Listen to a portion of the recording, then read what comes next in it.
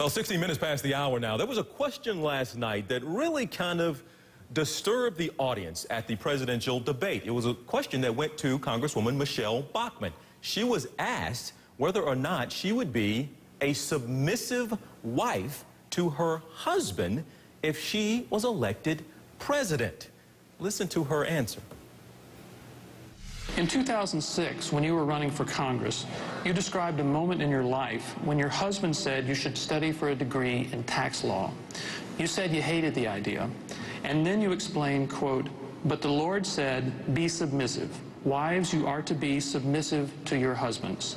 As president, would you be submissive to your husband?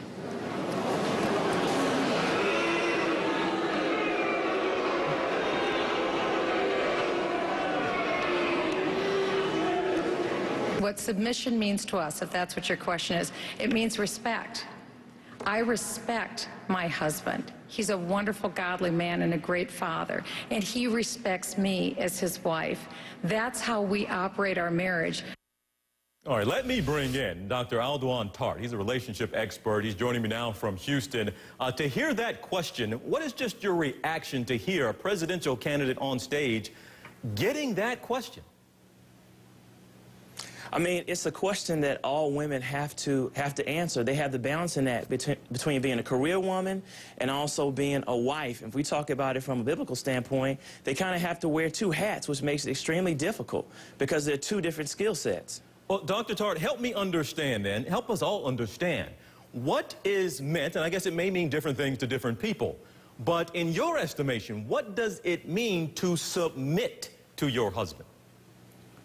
And see, that's the thing, is we're talking about one side of submission, but in Ephesians in the Bible, it talks about two-sided submission. So that means husbands submit to your wives and wives submit to your husbands.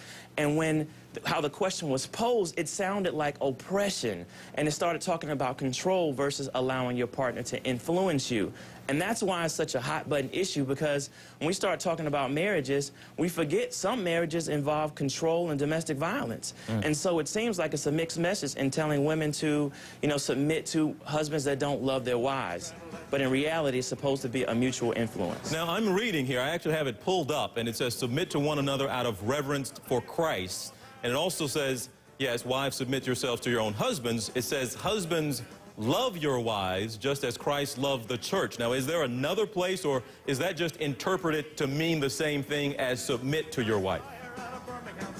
Well, it talks about there being conditions under which women should submit to men.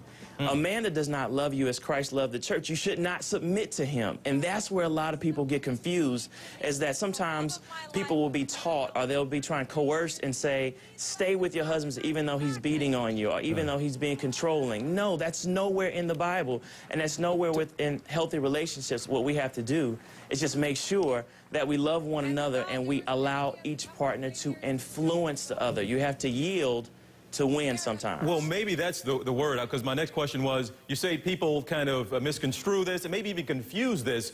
So besides submission, what would you say is a better word that people could get their heads around a little better? What would you replace submit with? I think we have to have compassion for one another, or something called binocular vision, where we're able to see the way we see it and the way our partner sees it at the same time. Marriage is about a couple.